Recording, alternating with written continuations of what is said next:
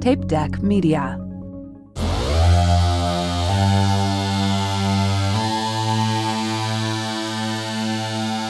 See you at the party, Richter! Hello, and welcome to See You at the Potty, Richter. My name is Chris Chapman, and with me as always are Aaron Frescas. Hi. And Joseph Peck Castro. Hello, cutie pies. And today we are going to finish, probably, talking about the production of Terminator 3 Rise of the Machines, Arnold's 2003... It's sci-fi. It's just a tired vehicle at this point. I don't know, man. It's a vehicle. Yeah, like burnt out. Yes, exactly. Vehicle that's just at the junkyard. Husk of a vehicle. Scraps. They're just on fire, like when you see just a car on fire. Yeah. Just slowly rolling down the road with nobody in it. By the way, we're sort of talking about the movie. We're not so much talking about the movie. It's just we've been doing this movie forever, it seems like. So. It's a 4-month podcast, yeah. It's just one of those cars you're like, I need to do trunk lats for my 89 fucking Honda Civic. You're like, oh yeah, there's our pile of Civics over there. You're like, yeah. Fuck buying it from the dealer. Also, we just have a bungee cord if you'd rather do that. Anyway, we're going to talk about production stuff today. So I'm going to toss it over to Aaron, who's going to talk about, I think, the production of the movie at this point, since we've covered everything else that happened in the 90s. You'd think so, but there's a lot happened in the 90s. It's true. Anyway, we have a lot to cover, so I guess let's jump right in. So we ended the last episode in June of 2000, and even though Arnold had just signed on to the film, there was still... No, we literally finished that episode in June of 2000. So, like we said, we've been recording this one for a while. Even though he just signed on to the film, there was still a pretty essential piece of the puzzle missing. Namely, who would Andy Vajna and Mario Kassar, a.k.a. the C2 crew, get to replace 1986 Razzie Award winner James Cameron as director? 86, was that Piranha? No. That was... Abyss? No, Abyss was like 88. That was Rambo First Blood Part 2, worst screenplay. He won. Good for him. That was his first big win. By the way, Rocky IV was also nominated because the Razzies are fucking stupid. Yep. Anyway, but yeah, James Cameron's replacement was far from the only concern they had, because there were still a few pretty big could they, would they, should they type questions that still needed answers in June of 2000. The top three being, should they be concerned about Edward Furlong's rumored drug habit if they decided to bring him back as John Connor? Second, would they be able to get Linda Hamilton on board without James Cameron? And then lastly, the most urgent matter at that time, could a 17-year-old kid named Aaron ever convince a girl to, quote, let him see that thong? Such a stupid song, I swear. But I love it. Oh, God. I believe the answers is no, yes, no.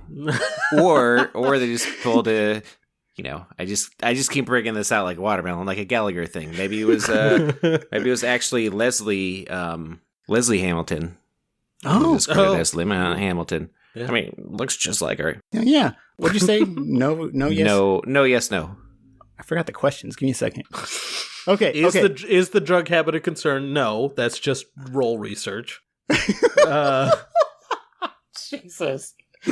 Oh man! I thought it was like, should we bring him on? No, it is. Should they be concerned? But should they bring him? Like, should they bring Edward Furlong on? Okay, so would Linda Hamilton be on board? Like, are they able to get Linda Hamilton on board? And the other thing. By the way, the joke is close. The short answer of those questions are no, sorta, and yes, but not till you're 33 years old and dating a meth addicted hairdresser. Who may or may not pull a knife on you if you ever try breaking up with her. So I guess heads up with that. Because apparently I'm using this episode as kind of like my John Connor giving Kyle Reese's Sarah's picture kind of moment, just in case time travel becomes a thing.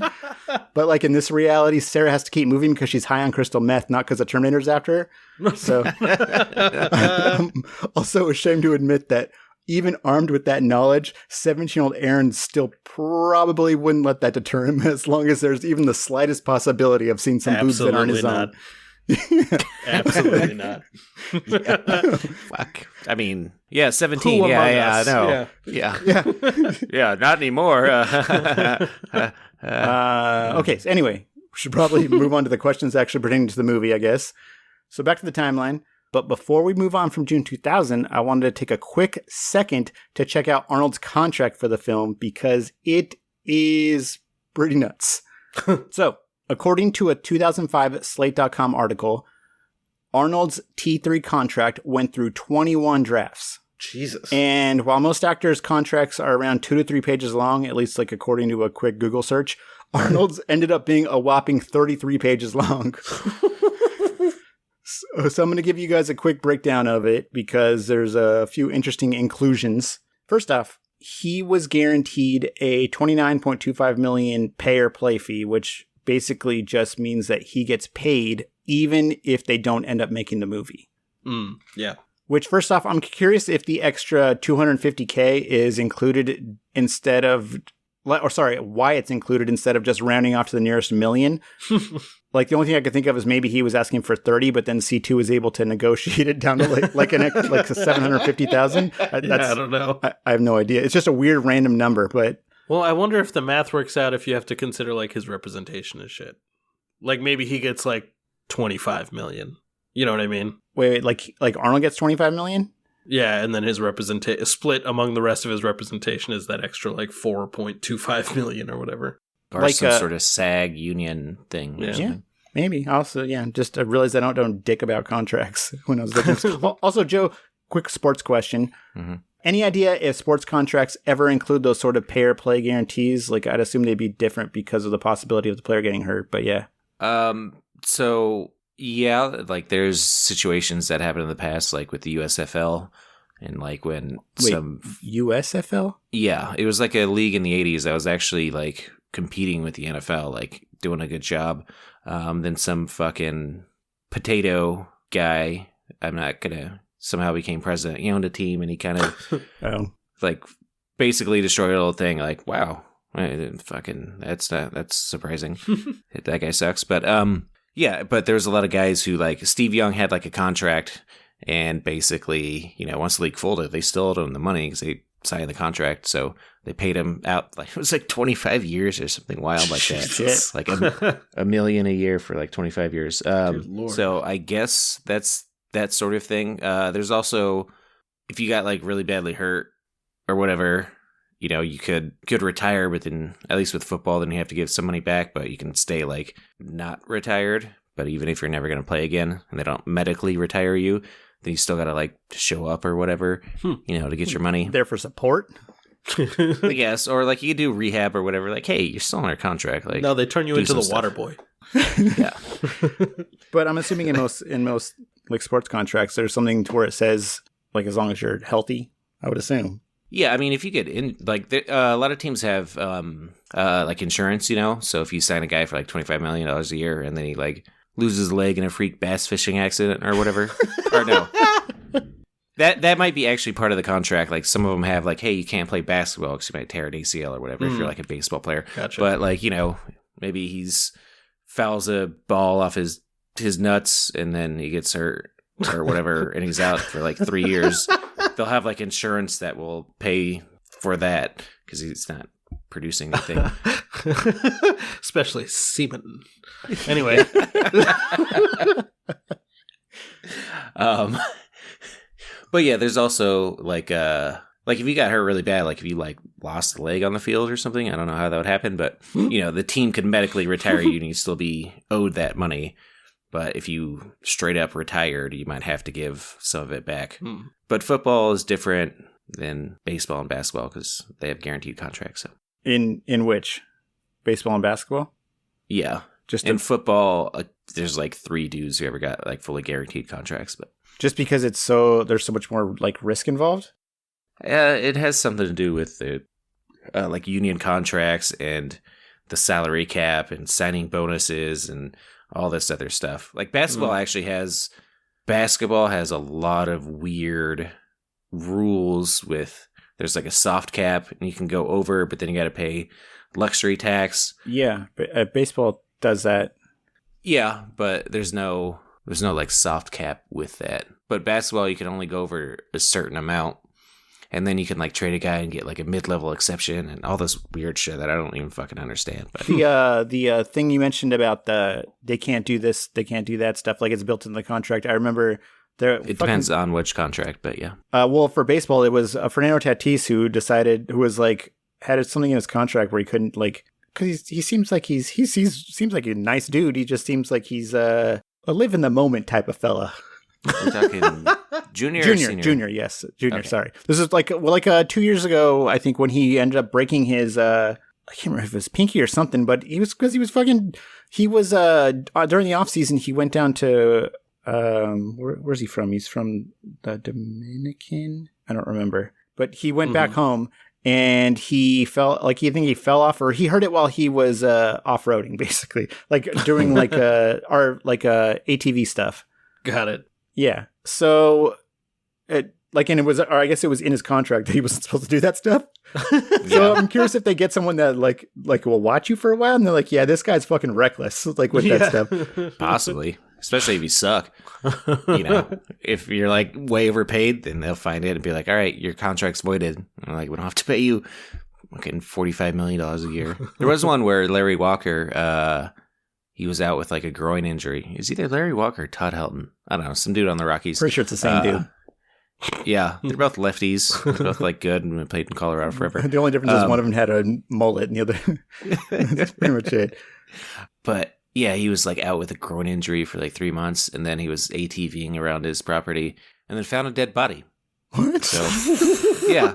And I'm like, that's really weird, but also like, dude, aren't you like hurt? Like, why you just out there? You have a hurt groin. You're just out there ATVing and shit. Yeah, that cannot be good for your groin. Yeah. Like, that was the part that perplexed me. Like, not the dead body. Anyways, all right. So, movie. So yeah, back to Arnold's contract, which also included a $1.6 million overage fee that guaranteed him additional $1.6 million for every week that shooting ran over their 19-week schedule. And that's not all. He also got a $1.5 million perk package to pay for, quote, private jets, a fully equipped gym trailer, 3-bedroom deluxe suites on locations, round-the-clock limousines, and personal bodyguards. Wow. Yeah. That's pretty good. That's not all. He also received 20% of the gross receipts from, quote, every market in the world, including movie theaters, videos, which I'm assuming are VHS, but DVDs, television licensing, in-flight entertainment, game licensing, and so forth. Damn. So, seriously, every market possible. How much? 20%. 20%? Yeah. Holy He's getting 20% of the money we're earning on this podcast. So all Jesus that kicked Christ. in. All that did kick in, not right away, but it kicked in once the movie had reached its cash break-even point. Got it. Which, I don't know if you guys know, but can be used as a shady-ass way for the studios to screw actors out of money. Yeah. They do all sorts of fucked up accounting to make sure that it never reaches its break-even Exactly. point. With one notable example being David Prowse, who was the guy who played was in the Darth Vader suit for the original trilogy. Yeah. And made this kind of deal with Lucasfilm for Return of the Jedi. Jesus. So do you guys remember when they re-released the original trilogy in the mid-90s? Yeah. I'm aware of it. I don't remember it. Okay. Yeah, I saw it in theaters. I think I saw the second one. The second one, Return of the Jedi. Yeah, whatever. Yeah, no, I saw the second one. Anyway, a couple years after the re-release of Return of the Jedi, David Prowse told Equity magazine, quote, I get these occasional letters from Lucasfilm saying that we regret to inform you that as Return of the Jedi has never gone into profit, we've got nothing to send you. Now we're talking about, and he continues to say, now we're talking about one of the biggest releases of all time. I don't want to look like I'm bitching about it, but on the other hand, if there's a pot of gold somewhere that I ought to be having a share of, I'd like to see it. End quote. So apparently what happened was that his deal said that he was guaranteed an ongoing percentage of Return of the Jedi's net profits. The only problem is that the studio accountants set stuff up so that Return of the Jedi never actually broke even. Jesus Christ. And like, Chris, you were kind of saying, like, I was going to ask if either of you know how this happened. So like a basic, like super vague idea? Super vague. I don't actually know like what the accounting practices are that they do. Okay, so I looked it up because I was curious. This is also why I didn't get very far, because I get very easily sidetracked where I'm like, oh, interesting. Okay, so first, the studios will set up a shell company in the movie's name. So like in the case of Terminator, it would be something like Terminator 3 Incorporated. The studio then overcharges Terminator 3 Incorporated for pretty much every single thing they're able to.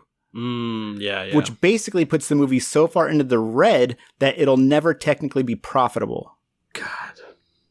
Makes sense, right? Jesus. Yeah. Okay, cool. That's so Yeah, a lot of tech companies do that or big companies do that to avoid paying taxes. They're like, oh yeah, we paid $47 billion to this tiny little company in fucking Ireland or whatever. Yeah. And like, we didn't make any profit. Yep. Didn't make any money. But yeah, and so stuff like this is how Darth Vader got burned worse than that time on Mustafar, because his contract guaranteed him a percentage of the net profits instead of the gross. You can bet Arnold's contract lawyer didn't make this mistake. Yeah. And I'm going to quote the article again because I'm way too dumb to explain this. So it uses VHS and DVD sales as the example, saying, quote, under the standard Hollywood contract, studios credit the film with the video royalty equal only to 20% of the sales. That means that if sales of a DVD total 20 million, only 4 million of that is counted towards the reaching the break-even point, which I basically understand that. Kind of. So if they make 20 million, only 4 million is going towards their like, not even towards their, like, it's towards their break-even point. Yeah, technically counts towards that. Which is some shady-ass shit. Yeah, Jesus. But yeah, it goes on to say, quote, but Schwarzenegger's contract, thanks to the ingenious lawyering of Jake Bloom, allowed for no such evasion. In the case of DVD and video royalties, the contract specifies, for purposes of calculating cash break-even only, adjusted gross receipts shall include 100% home video royalty. So, unlike weaker players, Schwarzenegger could count all the money taken in from DVD and videos, which it says 20 million, which I'm assuming that's what it was, less their actual cost towards reaching the threshold where he gets a cut, unquote. The article also mentions that this inclusion pushed back the break-even point for the less powerful talent of Terminator 3. Pushed back the break-even point? Yeah, it pushed it back. So, because it took more money for them to break even, because quote unquote break even, because they had to pay Arnold all this money. Yeah, I guess that's all it says. Is it pushed back the break-even point for the less powerful talent, specifically mentioning the writers as an example, which definitely makes sense, and keep that in mind when we eventually get to them. Yeah. Things are starting to make sense. Got it. Anyhow, there's two more parts of Arnold's contract I wanted to mention. First, it stated that he had final approval of pretty much any cast and crew he'd be working with, including the director, the main cast, the publicist, his stand-in, his stunt double, his hairdresser, his makeup person, his personal doctor, his cook, and his driver. Like, very specific. Which, whatever, yeah. I mean, that makes a certain amount of sense. Those are all the people he's going to spend most of his day with. Exactly. Pretty much everyone he came into contact with. Yeah. But I like the move of not specifying the fluffer, because like it's like a bit of a mystery. You're like, who could it be today? Yeah. And then lastly, which was I was mentioned before, but for tax purposes, he had his contract set up so that he wasn't paid directly, but was paid through his production company, which is called Oak Productions Incorporated. So he basically did something similar to what the studios do. Yeah, gotcha.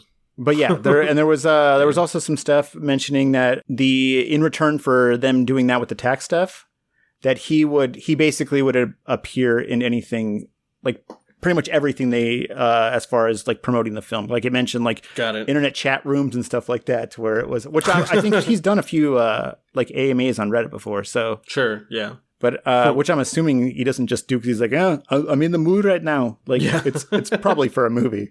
Yeah. I mean, sometimes he does it to hype his own shit up. Or he also just he's got uses his own stuff Reddit often. Yeah, he does use. Yeah, he has his own subreddit that only he posts to. But it's just him. Yeah, he's the only one that can post to it. Can people comment on there? Yeah. Okay. I'm sure that's all positive. Yeah. Mostly it is. That's good. But, I'm sure you hired some good moderators. Yeah. Yeah. But, Yeah. It's basically like his like Instagram account. Sometimes you just like, you check out this Conan sword. It's pretty cool. Or like, Look at my donkey. hey, check out my. Wait, what did you say? Look at my donkey. I can't remember the donkey's name. One of them was Dutch, right? Yeah. Yeah. They're names from movies. Yeah. Yeah, like Or his mini sometimes horse. you'll- He always posts. It's so nice when there's like a community online and it's not just a bunch of like the positivity outweighs the hate, like the negativity. Yeah. Because you're like, Yeah. oh, it's pretty nice in here. Let's see how I can fuck it up. Actually, don't do that. But it's like there's a Lost page that I follow on Facebook that they're I'd say like 75-80% like mostly positive. Like everyone's they're also the moderator's also on top of shit. So if someone's a dick, everyone will start shaming them. It's great. On the other hand, there's I go on the Bleak 182 Reddit every now and then, and apparently Mark Hoppus hates that Reddit because it's so negative. That makes sense to He's me. like, this is why Mark doesn't come on here anymore. Those are comments I see every now and then, which is great. And then bitching about he's like, yeah, this is why he started his own Discord, which I guess it's like an echo chamber or whatever. Anyway, yeah. But or maybe he just doesn't want to constantly get shit all the time. Like for that last someone was complaining at the San Diego show for this tour that they didn't play Carousel. And they went into his Discord and complained about it. And I think they ended up getting banned or something like that. And then I guess Mark commented something like, just keep it positive. We don't want all that in here. Yeah. Like, but yeah, it's just because I'm assuming if you let that go, it's every single show. Like, why didn't you play this song? Why didn't you play that song? Fuck that person. Like, Yeah. what the fuck are you entitled to? Nothing. Exactly, which was what everyone was saying. Anyway. Yeah. Okay. That's such a weird one too. Like, why Carousel? I mean, that's like their first big single, right? They never really play anything off of Cheshire Cat or Dude Ranch, like ever. Yeah. That's true. Yeah. Yeah. So that's why, because they're like, why are you playing like, can you play anything besides the hits? I'm like, why would they do that? That's what sells tickets. What the fuck are you talking about? Like 90% of the people here are here for the hits, you idiot. Exactly. It's like, play fucking Wendy Clear or some shit like that. Dysentery Gary. Yeah. But anyway, That's, yeah. you turn into a different podcast. Okay. Anyway, it sounds like Arnold really took to heart that thing that James Cameron told. Like at the very end of the last episode, yes, we get talked paid. about it, where he's like, "Get your fucking money." Yeah, which yes, he definitely told him that if you're he's gonna like, do it. Yeah. yeah, just make sure they pay you a shitload of money, which he definitely did. Mm-hmm. Apparently, this like whole doing this, I guess, I don't know, the whole contract part of it, like with the lawyers and whatnot, ended up costing, I think it was like $2 or $3 million. So just to like get all this done. See, that's how you get weird numbers, Yeah. right? But that's one hell of a contract. And if you're wondering why the C2 crew would actually agree to any of this, it's because they basically backed themselves into a corner. Well, it's because he is the movie. Like, Yes, but so when they were looking for financing for the film, C2 had made deals with 4 different distributors, Intermedia Films, Warner Brothers, Columbia TriStar, which is now Sony, and a Tokyo-based company called Toho Tawa.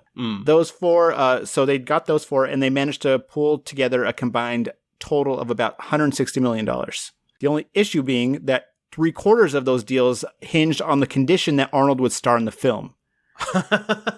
And because those 3 deals accounted for $149 million of their $160 million, like in overall financing, plus the fact that they'd seemingly agreed to the whole like Schwarzenegger must star condition before they'd actually signed him on to the film. All this pretty much meant that Schwarzenegger had C2 crew by the balls when it came to negotiating the contract. Like he already kind of did. these Like fucking just with doofuses. it being like basically his franchise, but them doing that, there's no way he didn't know that. Yeah, of course. I'm curious what he conceded on at that point. Yeah, exactly. What exactly? He came in there and he could have requested anything. Seriously, like I'm like it makes me really curious. Like, what I want you to kiss each other.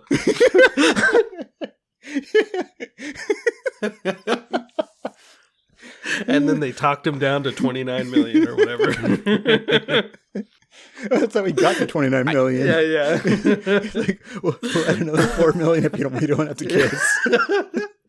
I am surprised the Terminator wasn't smoking a stogie in that movie. Yeah, seriously. To tell you the truth. Like, wait, aren't you a robot? I'm sorry, that's still 10-year-old John Connor. Yes, but you in the future taught me how to smoke a stogie to blend in better. It's like, okay, yeah, you probably need that because you're a fucking giant. No. Put in that I'm powered by cigar smoke. He's like, I'm a cigar smoke powered robot. So when he gets in that fight, like with the TX, he just pulls out a stogie. He's like, and his like wounds close up. Just writes himself as Bender. He runs off cigars and scotch. Just opens that valve in the middle and air blows out, and that's how he like stops the TX. Cigar smoke by one weak mix. They had to talk him out of giving his miniature pony a cameo. Oh man. Anyway, I think instead of a giant metal ball, I'll come in riding a mini pony, smoking a cigar. Like, no, 5 million. Oh, okay. It's like, the pony is not wearing clothes. It will be naked too. Yeah. Okay, anyway. That's true. Yeah, why don't they come back riding a horse? Like, why the fuck not? Yeah. Liquid metal horse. I mean, why use a horse for riding when you can eat it, you know? Like in the future. That's true. That's my only thought. Like, anyway, okay. Fair. So, and saying all that, I honestly cannot understand how these two wizards of finance could have possibly managed to bank up Coralco when they were making such fiscally sound decisions like these, you know? I don't know. And I forgot to mention that Vagina and Kassar also would also be paid $10 million once Arnold is officially signed onto the film. Oh. Yeah. Cool. But anyway. So with just Arnold's fee, like just with his initial fee, because he's going to end up making more than the 29 million, and the C2 crew fee, the budget for Terminator 3 is already at about 40 million. Just those two.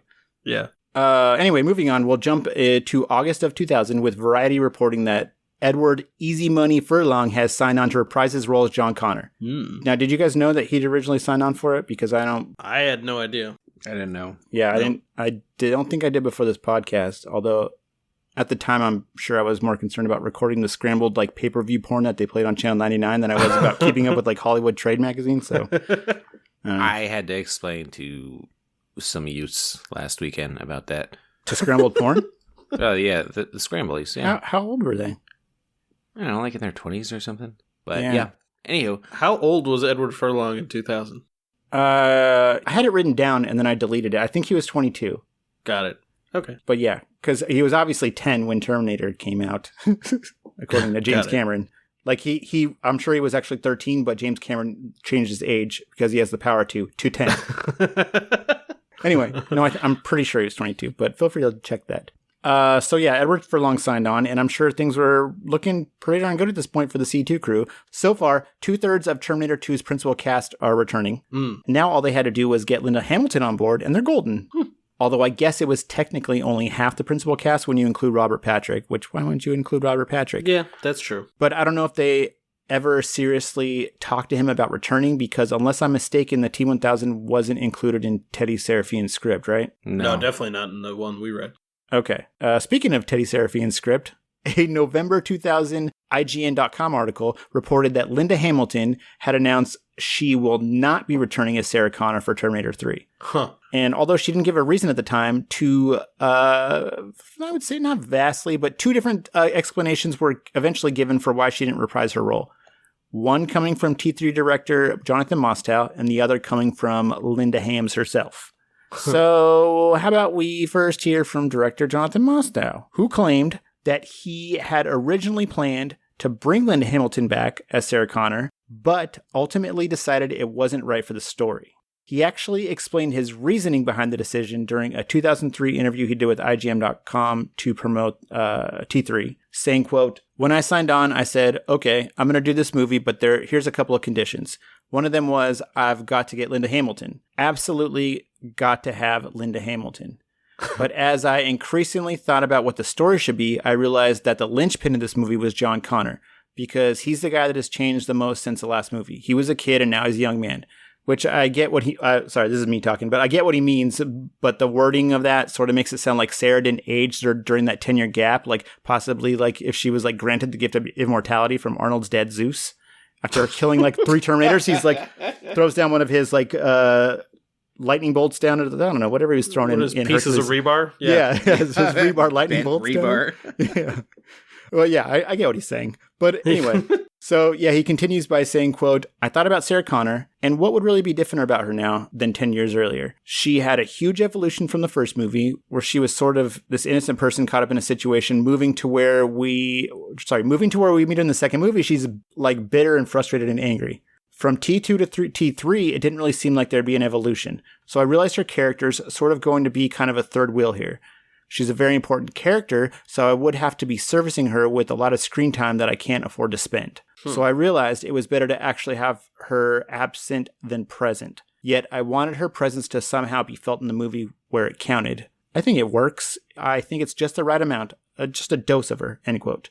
And first off, that last thing you said about T3 having the right amount of Sarah is kind of strange considering she's not in the movie at all. Yeah, what do you, like we see her grave? Exactly. I was going to fake grave, by the way. That's not even where she's really buried. Exactly. I was going to say like, yeah, except they visit her at the cemetery, but she's not actually there. Her coffin was filled with guns. So unless her bones were actually like somehow made up of guns, like I don't get what he means.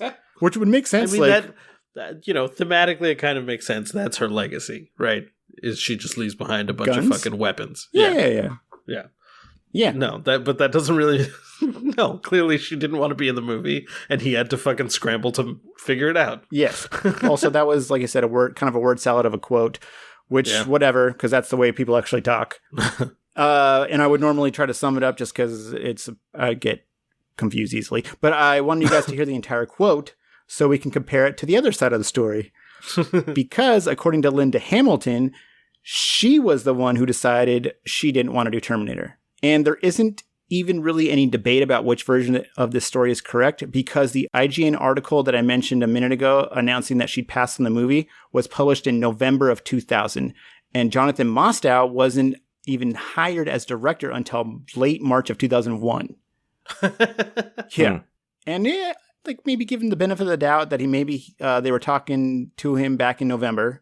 But at that point, they were still working with the Teddy Serafian script that Sarah Connor was like a big part of, right? Yeah, definitely. Because Mostow didn't end up bringing on his 2 new writers out until after he was hired.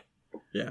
So the timeline doesn't really work out. I mean, to be fair, maybe the studio was like, no, we'll get her. We'll back up the money truck and we'll get her. And she just decided not to do it. I don't know. Yeah. But like, also, it just seems very clear that she's the one who didn't want to do it because she didn't. Well, she's waiting for Dante's Peak too. Yeah. Which I should have thought of this joke earlier. Oh no! Think, because think of it, because I got. We're going to talk about that in a second. So basically, the timeline doesn't really work out. Sure. But we wouldn't get a reason why Linda Hamilton decided not to return until October 2001, when she told the UK paper The Independent, quote, "I read the script, and it didn't take my character in any new directions. The film is really about turning the baton over to Sarah's son, John, played by Eddie Furlong. It's Eddie's movie and Arnold's. It was like a no-win situation for me," which sure does sound kind of similar to something we just heard. Although she said this in October 2001, and Mostow's interview with IGN wouldn't be until June of 2003. So it's almost like she said that to his face, and then he said it later. Yeah. She would later tell MTV in 2009 when they were talking about, I think, Terminator Salvation. But she would tell them, they offered me a part. I read it, and I knew my character arc was so complete in the first 2. And in the third one, it is a negligible character. She died halfway through, and there was no time to mourn her. It was kind of disposable, so I said no thank you. Also, that must have been a slightly more updated script, because she doesn't die till near the end in the script I read. Near the end, not totally the end, but see, I read somewhere, definitely not halfway through. I read somewhere else halfway through, but I think maybe it was referring to this article. So yeah. I mean, that's not a bad thing, especially for a movie you don't want to do. Yeah, you don't have to do anymore. Yeah, true. That was the whole Han Solo Harrison Ford thing. Which then he came back, which is just my favorite thing ever. In what is that? The last one, the Last Skywalker. Where he looks like he just showed up to set and he's like, "Harrison, do you want to shave?" I said, "Let's get going." We're going to do this or we're not. Give me the goddamn vest. Exactly. Well, we can do your hair first. He's like, no, come on. Yeah, that's the fucking move. So, like, we really need you for this scene. All right, you got 2 days. He just looks so disheveled. Like, And Like, I'm not cutting my ponytail. he just has the earring in too. Yeah. they just gotta fucking CGI it out. He's holding a putter. You can see his plane in the background. Fucking butter. So got the fucking golf club. Like, wait, what is Dead Han Solo? Why is he waving around a lightsaber? Like, hey man, that's all we could do. Yeah. All right? Like, you know how hard it is to CGI a putter out of someone's hand? Just, like, or maybe they just gave him like the Bob Dole situation where his just hand is just clenched the whole time, like moving it around. Like, we got rid of the putter, boss. Wait, not to make this sad, but Bob Dole actually had a problem, right? It wasn't like somebody they took out. He got shot in war. Okay, cool. So that's why he was like holding. I was like, wait a second, did Bob Dole actually have something in his hand that was offensive the whole time? No, There's always he had like a pencil in there. Which, I'm sorry, rest in peace, Bob Dole. I think he's dead. I don't know, but just, like, why is he holding a pencil? Like, I mean, that's such like a fucking power move. You're like, oh yeah, my hand's all fucked up from war. Like, just gonna keep my pencil there. He just walks around with a pencil in his clenched fist. I wonder what else Such they a tried boss before the move. pencil, like Pez dispenser, just to help for the kids. Like when he's goes and visiting kids, he's got a Pez dispenser. Fucking lifesavers. That's a big lollipop.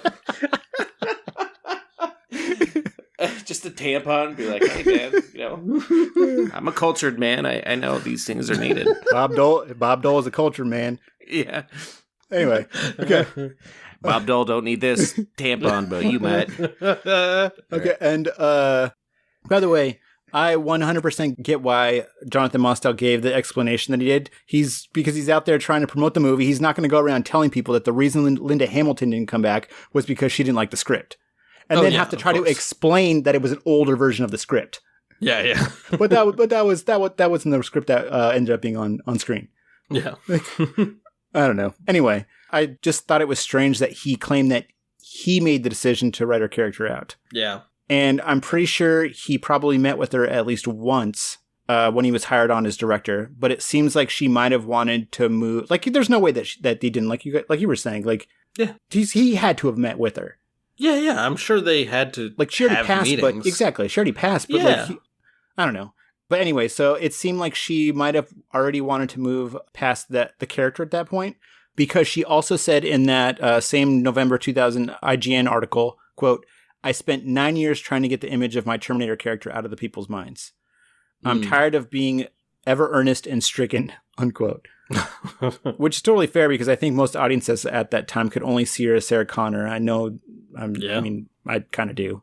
And I was looking through her credits on IMDb between T2 and T3, and with the exception of Dante's Peak, which for some reason I accidentally typed as Dante's Creek at first because it sounds so similar to Dawson's Creek. I was like, wait. I don't want to wait for this volcano to go off. Which, and they should have had the show take place at the base of an active volcano, just like amp up the drama. Would have kept me watching. Yeah, in the last episode, the creek, it's actually a creek of lava. So that's how they do it. But I don't know. This, like, I've been racking my brains trying to come up with a joke for Dante's Peak 2, but it's basically Joe versus the volcano joke right now. So that's about all I can come up with. Wait. Joe Dante versus. Oh my God. Because my like name's the director? Joe, and like the movie Joe versus the volcano with Tom Hanks. Yes. This is Joe versus the volcano joke. Oh. That's yeah.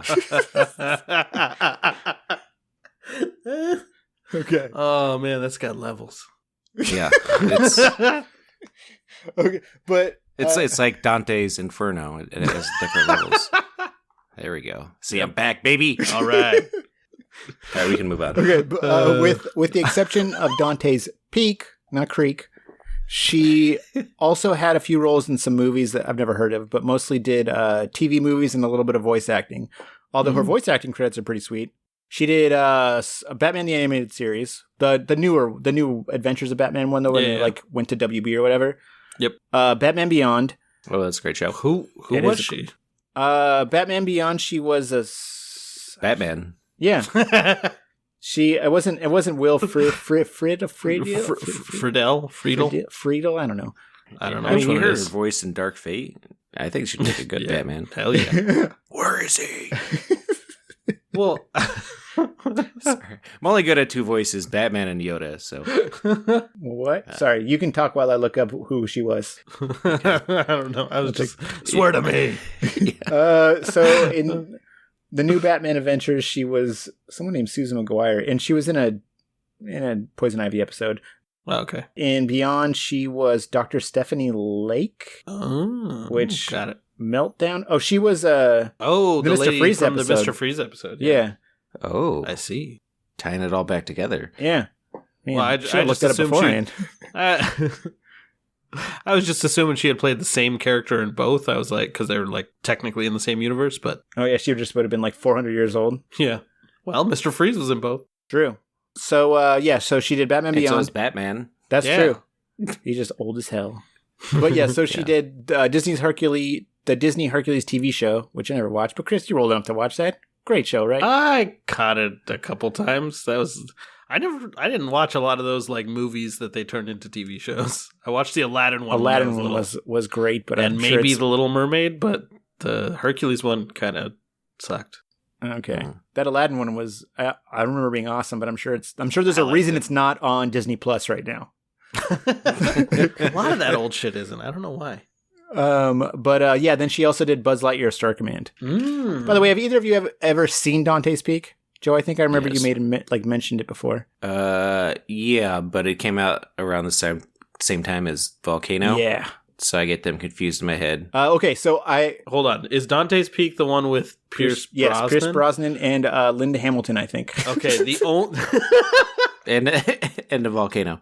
the only thing I remember about that movie, and this honestly might be from Volcano. The only thing I remember is that there's a one creepy scene that fucked me up where they went to like some hot springs, and there was like a dead couple in the hot springs because they had gotten too hot and like boiled them alive or something. Nice. That was Yeah. definitely wasn't Volcano. Okay. Yeah. Yeah, the only thing I remember is there was some old lady and she had like a cow. She wanted to go away and she tried to run into a lake to like get away from it, and it's still Oh, like I thought you were thinking of Lake- Twister for a second. I thought you were thinking of Lake Placid. Man, there was a lot of these movies back then. maybe it was Lake Placid. I don't know. That They're was. all I'm pretty mixed sure up in that my was brain. Betty White though in Lake Placid. I think. I don't know. No, because some old broad got like burnt by a lava, or maybe it was Firestorm with Howie Long, and she's got like on fire. I don't know. In the 90s. Whoa, wait. No. I have a note like right here that says, man. Okay, so anyway, all I remember is that it came out at the same time as Volcano with Tommy Lee Jones, but I only watched that one because volcanoes are kind of like, volcanoes are boring, but a volcano in LA, like, sign me up. Yes. Yeah. And plus, I'm a sucker for those corny ass 90s disaster movies because they are, there's a lot of them. They are all, I'm sure they weren't all good, but. Yeah. Now I remember the scene you're talking about with Lake Placid with Betty White, where she would feed the Yeah, the alligator. cows, that, right? yeah, that's not what I was thinking of. I think I got the cow part mixed up, but I'm pretty sure some old broad like gets lavaed. I don't know the term, mowed down by lava or whatever. Melted? Immolated? Yeah, Darth Vader. Yeah. Yeah. All right. So Dante's Peak, have you seen both of them? Yeah. I mean, it's been probably since the 90s. Like when Yeah, they were exactly. on, I haven't seen them fucking, since they came like, out, but since we had the black box and they would be on like HBO or whatever. Okay. I've seen Volcano recently because Erica had never seen it and it was on. So I was like, actually, I'm not going to lie. It wasn't on. I saw it on HBO Max and I was like, this is entertaining. yeah. I don't know. It's a movie. Yeah. Plus, Tommy Lee Jones is just, always grumpy and good. Mm-hmm. You got Don Cheadle in there. Mm. Yeah. Wasn't he the guy in Die Hard, the computer guy? I don't know. Or, wait, what was that movie? It was an Arnold movie, and we're like, Yeah, you got this guy, yeah. and it'd be like Don Cheadle if Don Cheadle existed then. Yeah, his What movie was brother that? Ron Cheadle. That was Eraser. Racer, yes. Yeah. Thank you. Speaking of giant alligators. Oh, okay. So yeah, before we move on, Fucking, this podcast is so stupid.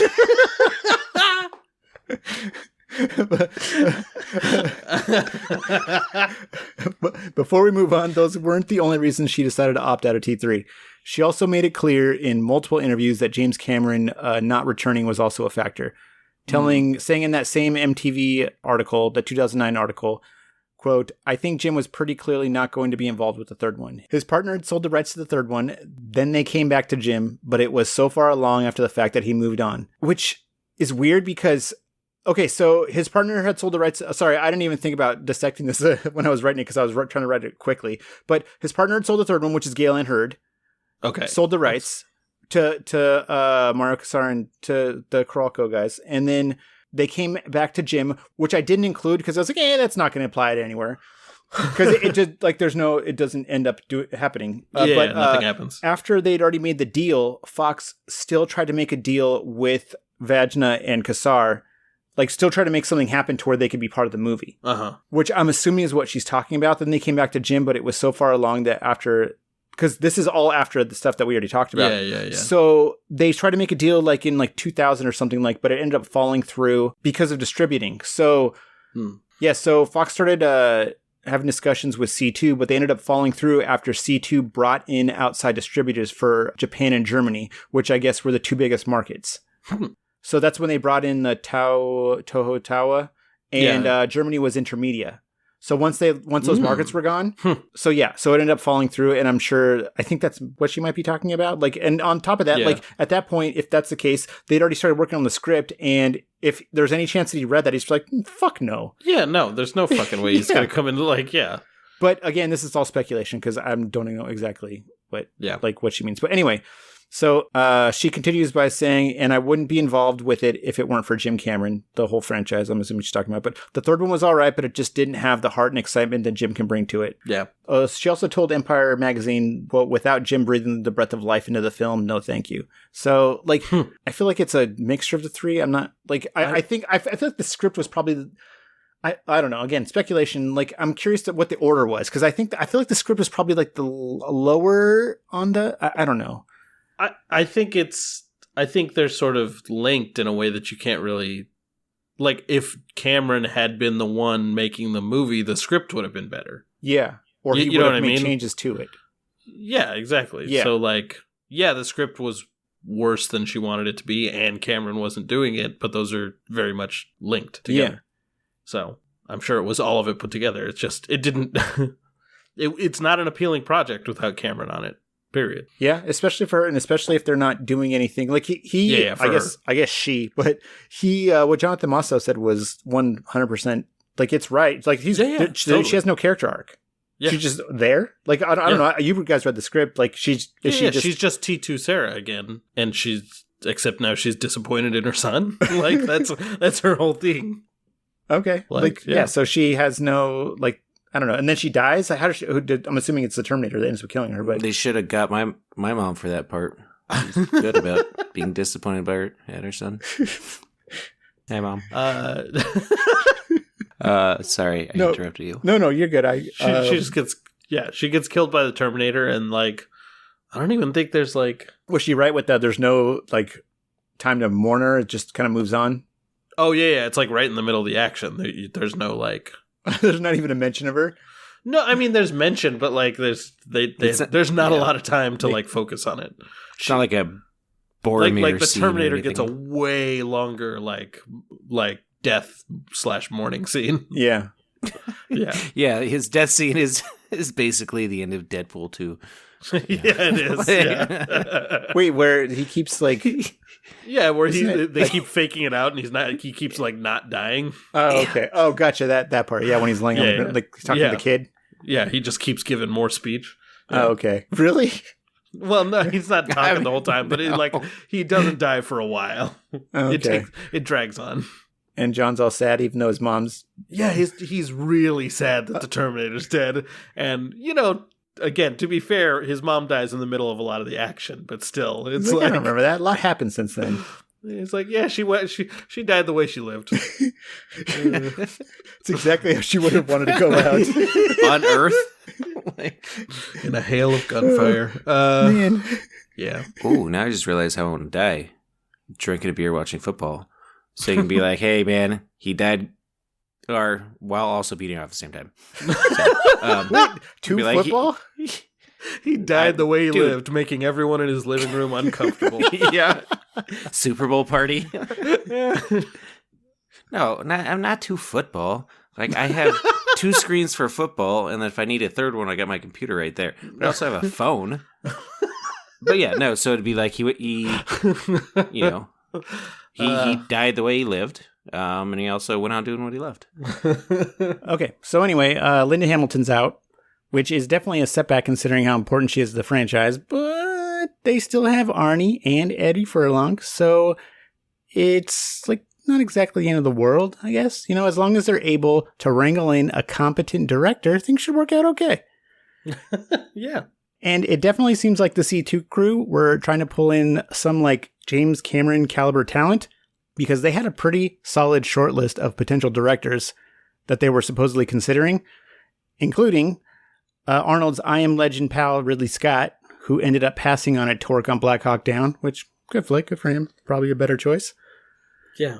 I don't feel like he's the kind of guy who comes in and takes over the third movie in a franchise. Yeah, true.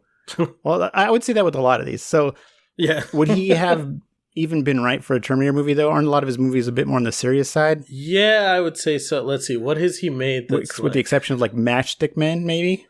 Yeah, what has he made that's even vaguely actiony, really?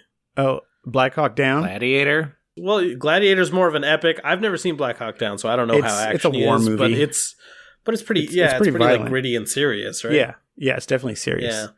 Yeah. Not that Terminator couldn't be serious, but Yeah. like I mean, the first one was, I don't think there's like a joke in there. Like on And the purpose? second one, yeah. yeah. Like the second one just was kind of jokey because of the kid. So I don't necessarily think like Terminators need to be all jokey and Arnold needs to be all jokey in it and everything. But Yeah, that's true. Maybe gritty is a direction they would have wanted to go in. I don't know. Yeah. That would have been nice. yeah. And then just have Arnold, do a couple fucking one-liners or whatever and have Ridley Scott do the action. I think that would have been far superior to what we got. Oh, I certainly think it would have been a way better movie. Oh, yeah. Anyways, sorry. Who Okay, else is on the list? continuing, they also considered Roland Emmerich, who would end up directing The Day After Tomorrow in 2004, and I think would have been interesting considering how like epic his movies usually are. Yeah, I mean that just makes a lot of sense for like a big blockbuster. Yeah, sure. Like a mixture of Roland Emmerich and Ridley Scott is probably the perfect like what you want. I'm just not sure. I'm trying to think. I'm not sure I trust him to do anything particularly cool with like the sci-fi stuff. Like Independence Day, I guess. Yeah, there'll be like a tidal wave that comes through or something like that. Yeah, exactly. A tidal wave of robots. Yeah, Yeah, I don't. that would be cool. I don't think it would have been the right director. No, that It would have sounds been wrong. that last scene would have been like 25 minutes long, like with explosions. Like you would have seen every city exploding.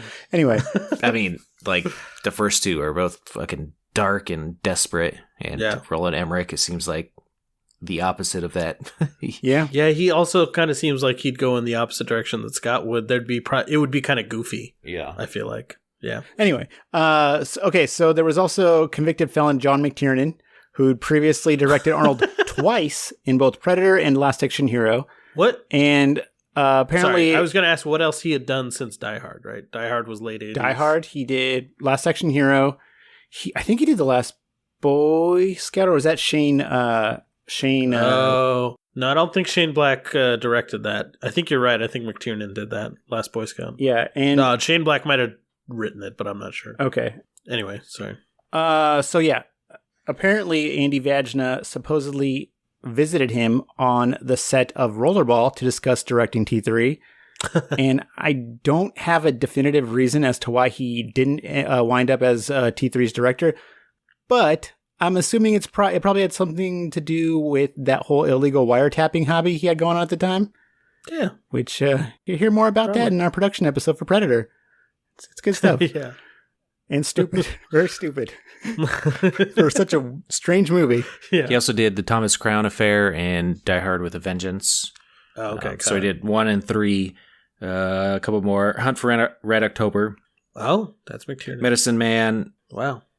13th Warrior, which I never heard of. That one's good. Rollerball. That's that Antonio Banderas Crusades movie. And Basic, which is 2003. So I think That was... Which one's Basic? was that Anthony Hopkins? It's... No, John Travolta and Samuel Jackson. Mm. But Oh. the DEA agent's name is Tom Hardy. Nice. But Tom Hardy's not in it. So maybe you can understand what people are saying. But he hasn't directed a movie since that one, so he probably would have not have directed that if he did Terminator. What year 3. was Basic? 2003? Yeah, 2003, yeah. Oh, okay. So that's probably why. But I'm sure, like, I don't know. Well, no, he didn't end up going to prison. I think it was like 2007 or 9 or something like that. But something like that. Yeah. Anyhow, I feel like McTiernan's not a bad choice. I think that seems like a perfectly decent choice. Yeah, for sure. Like as a director, yeah, like both Predator and The Last Action Hero. Like yeah, he gets it. But anyway, okay. There was also Christian Duguay. It's Duguay. I don't know. Anyway, whose only directing credits I really recognized were The Art of War with Wesley Snipes, which was released in 2000. Did you watch that? No. Okay. I remember. No. I'm thinking of a different movie. There's a movie that's just called War that's just... Jet Li. What's his name? Yeah, Jet Li and Jason Statham. And then a 1999 Joan of Arc television miniseries starring Lily Sobieski. But yeah. Oh, yeah. The majority of his credits are TV and movies and like miniseries. Got it. Anyway, I also saw Michael Bay mentioned, but I was only able to find that as part of a ScreenRant.com listicle. And it wasn't sourced, so I don't know if I'd trust that one. Got it. And I was actually looking stuff up for Kindergarten Cop the other night and came across a 10 Things You Never Knew About the Movie type article from Screen Rant. And every single entry, they did have a citation, like a hyperlink or whatever, but every single one of them hyperlinked or linked to the Kindergarten Cop IMDb trivia page, which... Any doofus with an email address can and will add to, like, because can, will, and regularly does add to. Like when I added to the Ant-Man IMDb trivia, and there was an interview with Paul Rudd with a New York Times columnist named Tom Riddle, and I changed it to Voldemort, and IMDb accepted it. So good job with that bang up article research, Screen Rant. Anyway, sorry. Okay, so the last two were one of them was David Fincher, who was coming off of Fight Club in '99. And it looks like he decided to do 2003's Panic Room instead. Although I have a feeling he might have been kind of hesitant, like if they actually did talk to him about getting involved with another big budget action franchise after the negative experience he had on Alien 3. Yeah, I'm sure that would have gone pretty much the same. I think he had a little more clout like at this point because he did Fight Club, which maybe I'm pretty sure that bombed. So it didn't do well until like DVD. Yeah.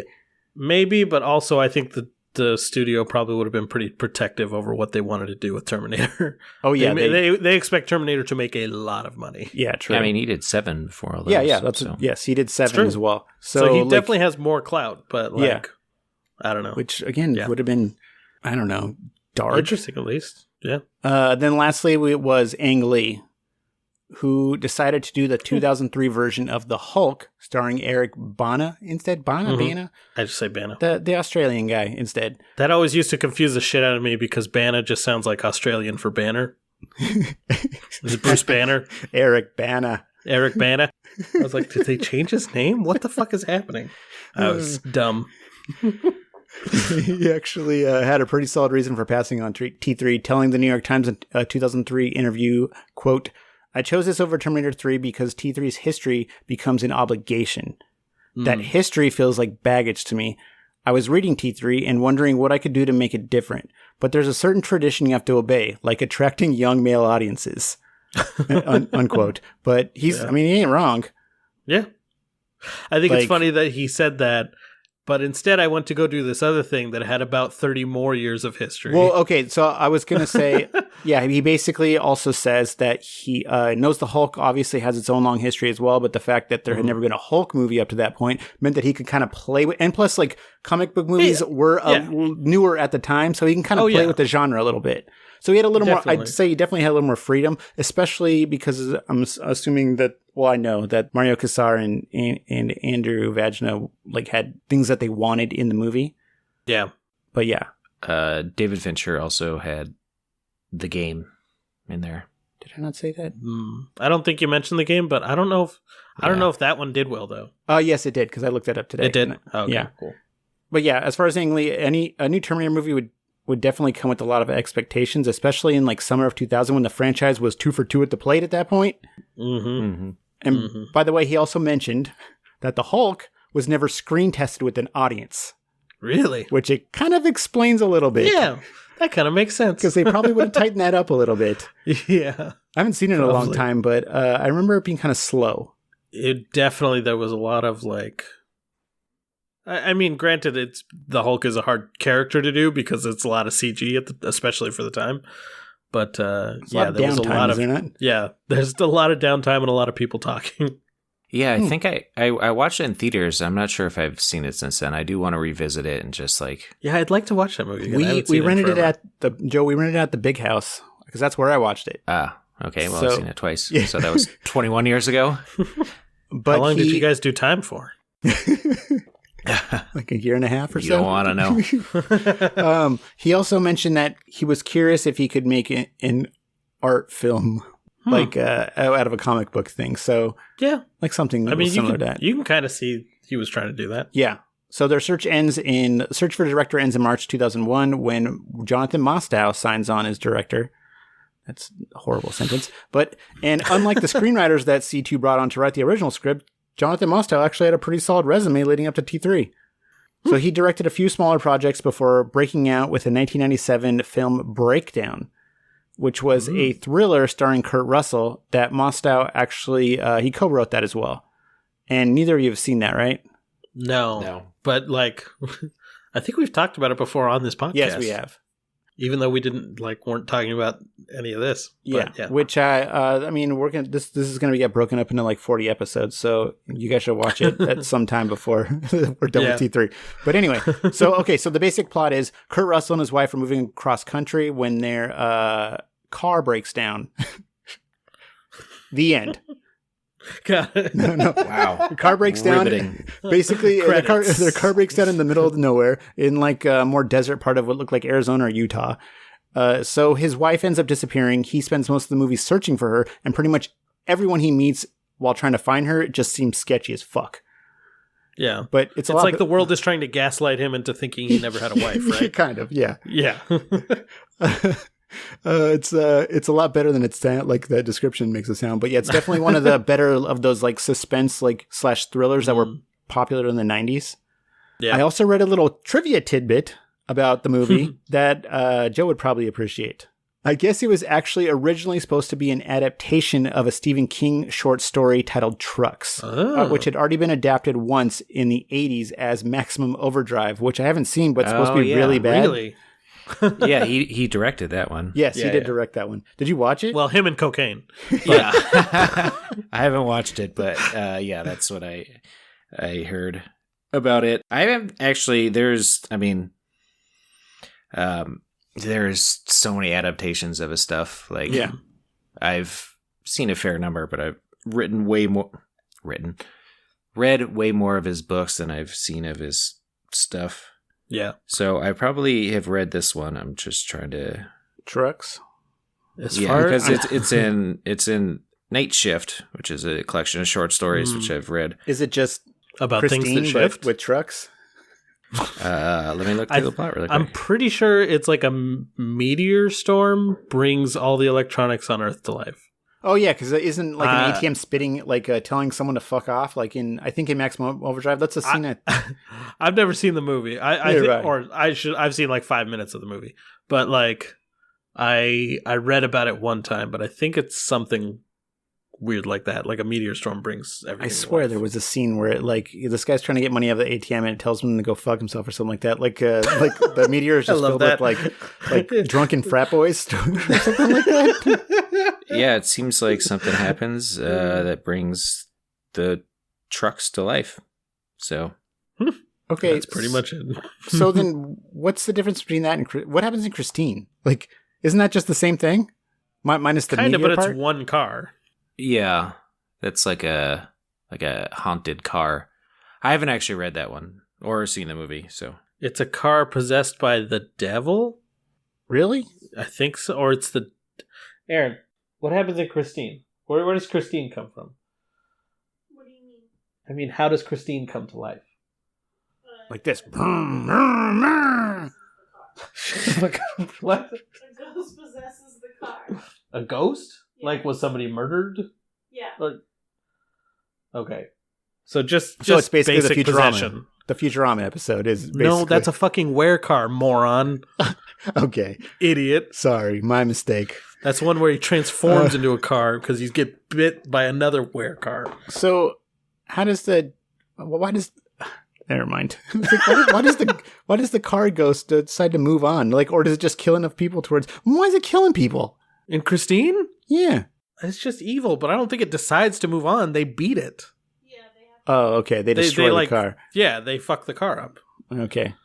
It doesn't just kill eight people yeah, and then be like, it's well, like, I guess that's all my unfinished business. Yeah, I my suppose I'll unfinished move on to business. heaven now. I wanted to kill 8 people before it died. And now that I have, I can move on. Had to kill a round number. Okay. No. holy shit. Yearly Smith is in Maximum Overdrive. Is she? Yeah. That's crazy. All right, now I gotta watch this. Probably the same age as she always looks, too. Yeah. She always looked the same age. Oh, AC/DC did the music. Yes, Crazy. Jonathan Mostow actually mentioned that the Maximum Overdrive bombed, but that soundtrack was super huge, apparently. Oh, really? Yeah, because of AC/DC. Got it. Anyway, so I guess Jonathan Mostow spent a year developing trucks, Stephen King's trucks, for Dino De Laurentiis' production company. Uh-huh. But what were you going to say? That's like probably the one thing Stephen King did right was change the name of the fucking story. To Maximum Yeah. So Overdrive? it's not just called fucking Trucks. Yeah. Trucks. So Anyway. Dino De Laurentiis is the one that originally made it, so and he still had the rights to it. So yeah, Oh, okay. his production company, and then they eventually found out that they wouldn't be able to use Stephen King's name in the title. Oddly enough, he wouldn't let them. I don't know why. Weird. Because they were going to call it Stephen King's Trucks, which just sounds like a horror themed version of that Jay Leno's Garage show, doesn't it? It almost just sounds like a documentary. Like fucking. It just he's got like Steve like Jay Leno gets like muscle cars. Stephen King has a bunch of like hearse, like old hearse and stuff like Yeah. that. Or obviously trucks. Like It's just the exact same show except the theme song's like spooky. it's a theme Stupid. song from The Monsters. The monster. Yeah, I was gonna say the fucking Crypt Keeper one. Tales from the Crypt. Oh yeah, that one too. This was great. Anyway, It's probably better. okay, so Jonathan Mostow, or Johnny Moss as he's known around my place, said that financing dried up once they weren't able to use Stephen King's name, telling Metagraph.com, quote, I was like, oh crap, I've spent a year on this. I've developed the script. I've scouted locations for the movie with trucks out in the middle of the desert. And so in a sort of desperate Hail Mary to save the day, I was like, what could I do? I know these locations and I've got trucks on my brain.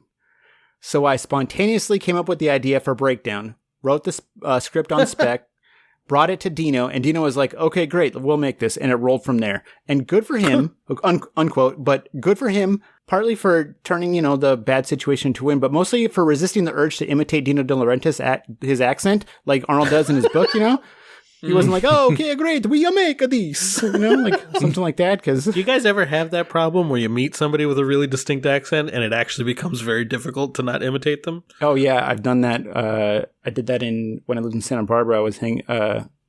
Anyway, in Santa Barbara, I was hanging out with some Irish people, and I started doing their accent. And then I realized that they didn't care, and so I just went full on with it because they were as drunk as I was. But I don't think I've ever done it in front of somebody, but it's really hard for me not to sometimes. yeah. Except when I went to Hawaii to visit my family. And then That's such a great, like, It's so like was it yeah, dialect or it's- whatever? It's No, that's the thing. I'm not using any of the slang, but I start to pick up just like the rhythms and the way they like, it's just like the intonation of the sentences. And I'm like, I like catch myself doing it, and I'm like, I gotta fucking stop that right now. I look like a fucking chubby little white kid trying to act like I know how to speak Hawaiian. Yeah. Okay. Oh yeah. So he also makes sure to Yeah, sorry. clarify. Very good. He also makes sure to clarify that Breakdown is its own story and has nothing to do with Maximum Overdrive or trucks. Yeah. I mean, there's trucks in the movie. Like, There's doesn't he meet a trucker? truck. Yeah. Yeah. So Breakdown ends up being a box office hit and actually has an 83% fresh rating on Rotten Tomatoes, which you guys gotta check it out. It's a good movie. Anyway, his next movie, titled U-571, was a World War II submarine thriller starring Matthew McConaughey, Bill Paxton, and some French singer named, apologies if I pronounce this wrong, Jean Bon Jovi. I think that's it's French. Jean. Yeah, he was Bon in Jovi. fucking 30 Rock. Was he? Oh, yeah. Yeah. Mm-hmm. At least I saw that name on there. Yeah, I don't know. Never heard of him. Oh, sorry. Stupid. John, or to you Americans, Yeah. John Bon Jovi. Sorry. To the uncultured. Yeah. Anyway, it's the supposedly true story of a group of American soldiers that posed as Nazis in order to infiltrate a German submarine and steal their Enigma cipher machine. With my favorite scene being when Matthew McConaughey's team first attempts to board the Nazi submarine, but the Germans that are already on board the sub are all suspicious of them. So the Nazi commander begins questioning if they're actually of German descent. And without missing a beat, McConaughey is like, "Ja, all white, all white, all white," while motioning to his men. Such a tense scene. So fucking stupid. I knew I'd get another one. I was like, You're "Oh, so okay, you fucking can do this. stupid. You can do this." Yeah. God damn it. Moving on from that joke.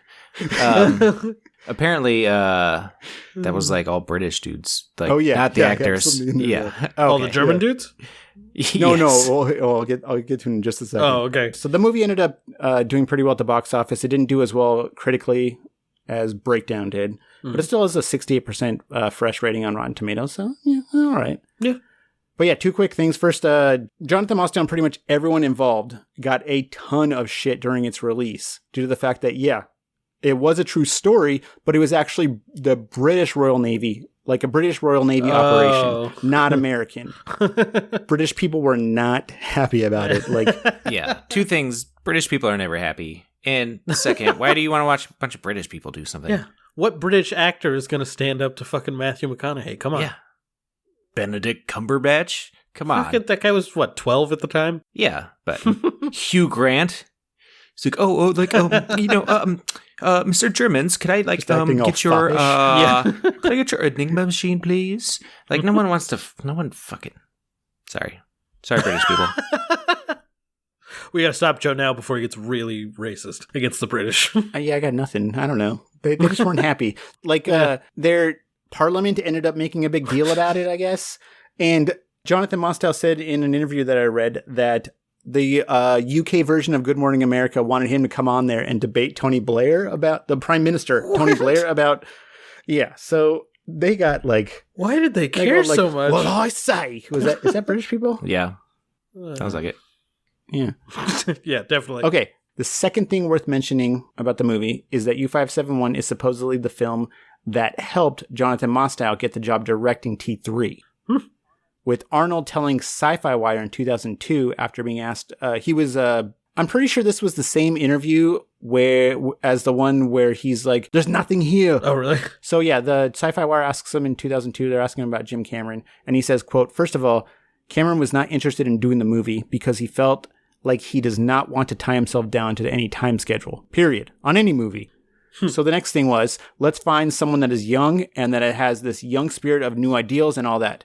And when we saw the submarine movie Jonathan did, U-571, we felt that he had the kind of talent and patience and know-how to work with special effects, visual effects and all that. He's been extremely good at prepping the movie and reworking the script, unquote. Okay, so I asked you both to watch U-571. Did you guys get a chance to watch it? Yeah. Okay, I know it's been a while. What would you guys think of the movie? Joe? I enjoyed it. It was a perfectly cromulent movie. Like, it kind of left my brain, I guess, not much after. I think that type of movie would have worked well with like the Terminator 1 script, much kind of a... Oh, like the tone. Yeah. Okay. So Dan O'Brien, formerly of Cracked, said there is a type of movie that is a Die Hard, which is like a man in a bad situation. He's just got to kind of rely on like stuff that's around him and all that. I kind of MacGyver his way through it or whatever. And like Die Hard 2 is not a Die Hard, but Die Hard 3 is, even though they're like out in the open. But Terminator 1 is like it's kind of bleak and tense, and it seems very confined because the machine's always coming at him. Mm-hmm. And you 571 or whatever, 571. Yeah. Okay. Mm-hmm. You got it. That was like very tense and like it was like in tight quarters. As fucking takes place in a submarine, so sure. It's not kind of more of a big broad actiony movie like you would think of like Terminator 2, for instance, or even Die Hard 2. Yeah. So I think if they had a script more like Terminator 1 than they did for Terminator 3, that might have been better for him. But I remember that movie also being pretty bright, and I think that's a problem with basically every which Terminator one? movies. U571? Yeah, every Terminator movie since after T2, it's like it's too bright and shiny. Even the movie called Dark Fate was too bright. Like it didn't seem dark in both the lighting and the setting and just kind of like the dreary feeling about it. Mm-hmm. By the way, sorry, quick. I think like trivia thing. I'm pretty sure that Die Hard 2 wasn't originally supposed to be a Die Hard movie. But they wanted to make a Die Hard sequel, and so they took someone's script and turned it into Die Hard 2. So that might be. I'm like pretty sure that's. Yeah, I'm almost certain that's true. Yeah, so that would be why. It doesn't feel like a Die that's Hard why movie. It's not a Die Hard. They were just like, Bruce Willis could do this too. Yeah. What about you, Chris? I liked the movie all right. I felt like the first half was kind of boring, and then the second half where they actually do all like the submarine stuff that's like more interesting to look at and more tense, that was definitely a lot better. Like all the stuff where they kind of have to figure out how to get shit back together after everything goes wrong.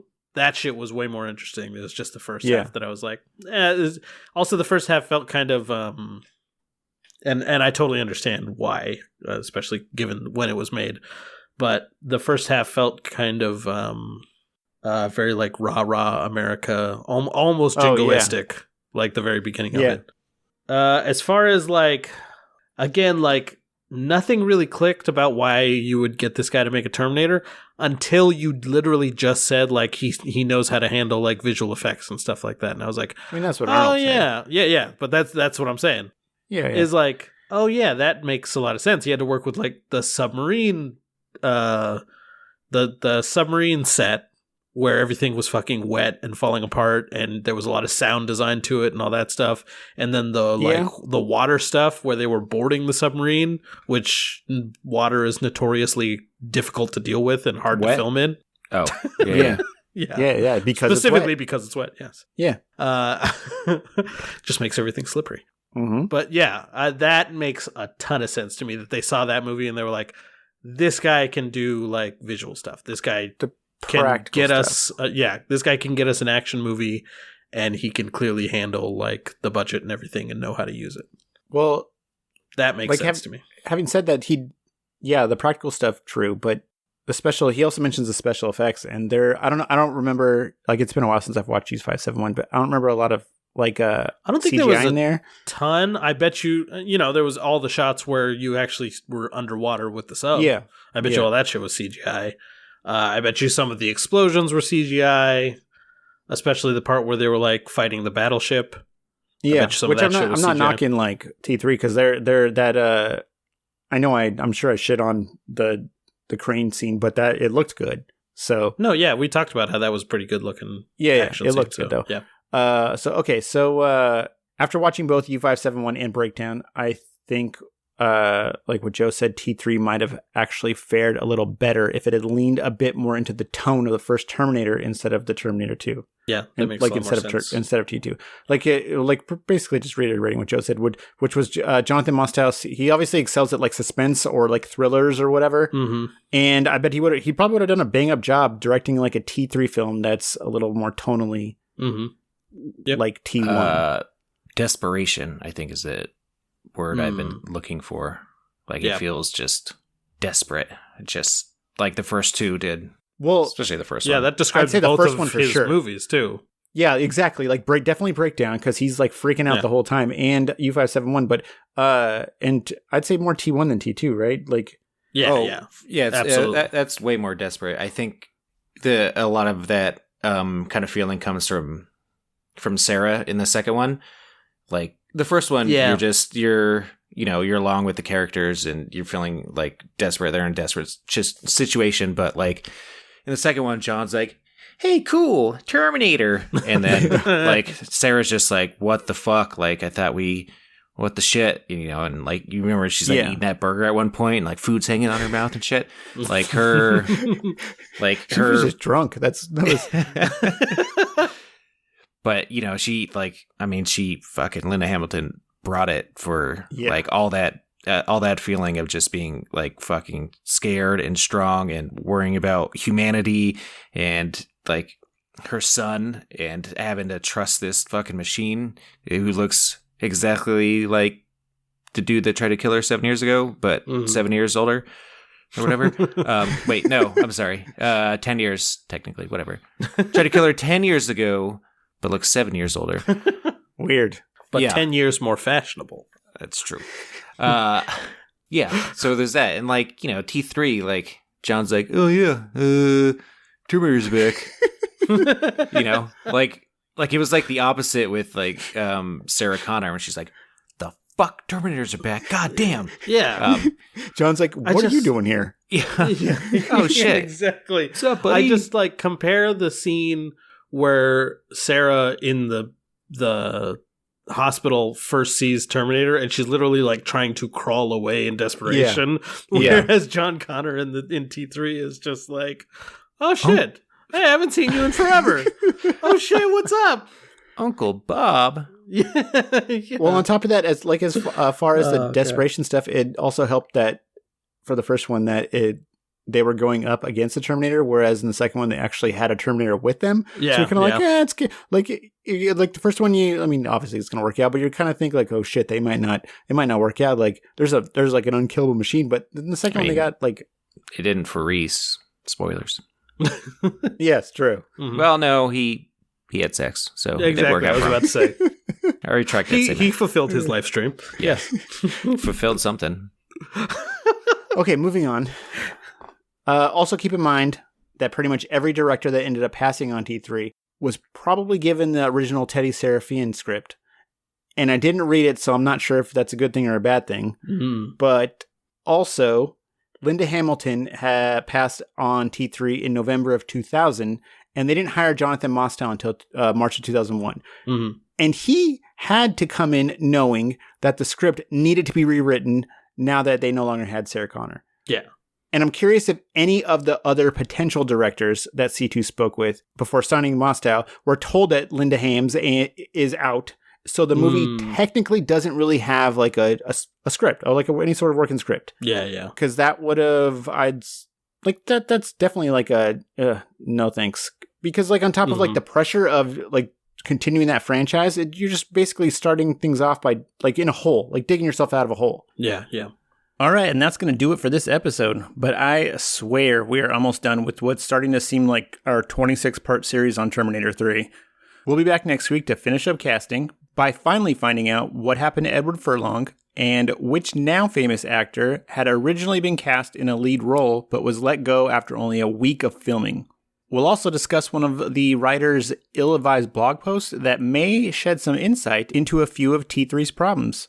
Also, don't forget to rate and review us on Apple Podcast or Spotify because that seriously helps out so much. But yeah, I guess thanks so much for listening, and we'll see you lovely people next week. Sie at the Party, Richter! If you enjoy our show, please consider giving us a positive review on Apple Podcasts or your podcast app of choice. You can follow us on Twitter and Instagram at The Potty Richter to make sure you never miss an episode. See You at the Potty Richter is a production of Tape Deck Media. Follow Tape Deck on Instagram at tapedeck_media or look us up on Facebook for more hilarious podcasts. This has been a Tape Deck Media production.